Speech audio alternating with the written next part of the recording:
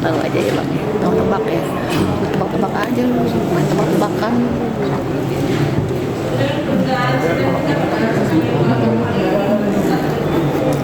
Dari situ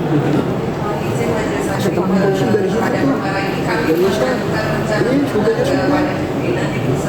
Mengingat perkara yang menarik perhatian, namun pada saat ini kami masih menunggu terjadi komunikasi. Tuntutan belum siap dibacakan. Apa perlu dibantuin? Kalau diperkenankan, Nanti ketahuan hakim jangan. Kenapa? Kita juga baru dapat kabar nih, selentingan bahwasanya agendanya ini ditunda, tetap sidang, tapi nanti jaksa memohon menunda pembacaan tuntutan. Kenapa? Karena tuntutannya belum siap. Berkas pembuatan dokumennya untuk penuntutan itu belum siap. Jadi nanti kita tetap sidang, tapi memang agendanya jaksa memohon meminta penundaan sidang untuk penuntutan. Gitu. Bang, kesiapan Faris RM sendiri seperti apa hari ini? Kesiapan Faris RM sendiri untuk mendapatkan tuntutan? Cukup Pak Bang Faris RM, ya beliau sehat-sehat aja. Banyak ngobrol, banyak bicara, lebih banyak bicara sekarang untuk bicara tentang apa-apa yang bisa mendukung pledoi.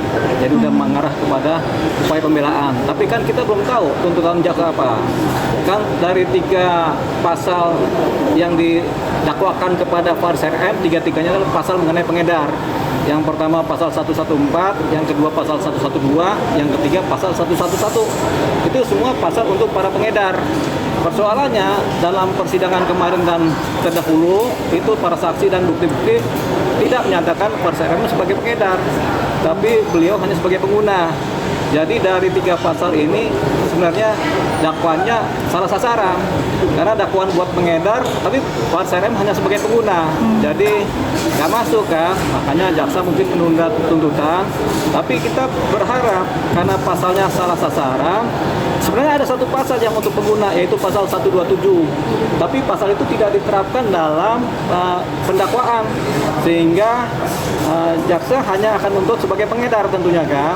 Tentu akan diupayakan dikait-kaitkan antara pengguna dengan pengedar dengan pasalnya yang ada, yang pasal dakwaan kan. Tapi kalau itu tidak didapat, tentunya jaksa seharusnya dan semestinya karena seorang Faris RM hanya sebagai pengguna, karena di pasal di dakwaan tidak ada dakwaan sebagai pengguna yaitu pasal 127 nihil, maka harapan kami sebagai pengacara Faris RM dituntut lepas dari posisi dakwaan atau lepas dari tuntutan atau tuntutannya lepas gitu. Atau setidak-tidaknya nanti itu yang kita harapkan ya. Tapi kalau jaksa tetap menuntut sebagai pengedar, nah ini persoalan karena tidak ada saksi dan bukti menyatakan Faris RM sebagai pengedar. Jadi itu persoalan.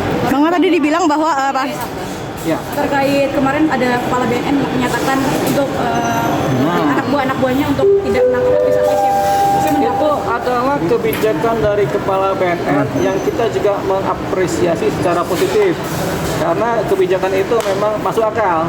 Tapi kita juga kemudian berharap jangan sampai kebijakan tersebut kemudian menyebabkan bertambahnya pengguna karena merasa pengguna jadi pakai aja begitu kan.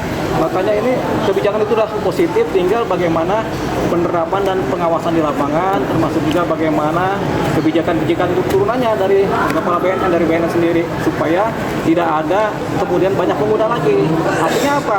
Pemberantasan terhadap peredaran narkotika harus dikuatkan, ditingkatkan. Jadi kalau pengguna kemudian tidak dipidanakan, tentunya pemberantasannya harus lebih kuat lagi. Jadi itu harapan dari kami. Tapi kami apresiasi terhadap kebijakan dari kepala BNN di mana kebijakannya pengguna itu tidak dipidanakan tapi dianggap sebagai korban dan kemudian dimintakan untuk rehabilitasi dan kemudian tidak ada penangkapan terhadap pengguna.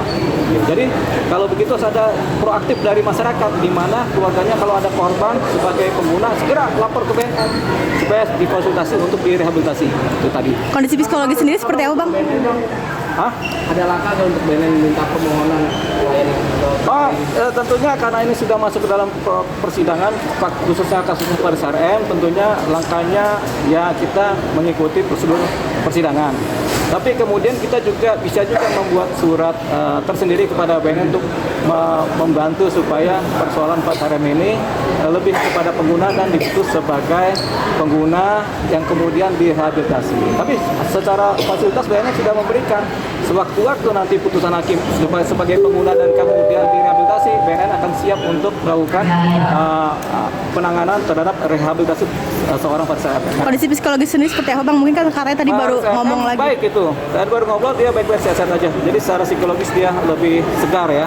Mungkin karena selama beberapa waktu di tahanan dia tidak ngapa-ngapain, tidak merokok, tidak minum, tidak apa juga, tapi dia cuma makan dan minum biasa, jadi badannya lebih segar, lebih sehat.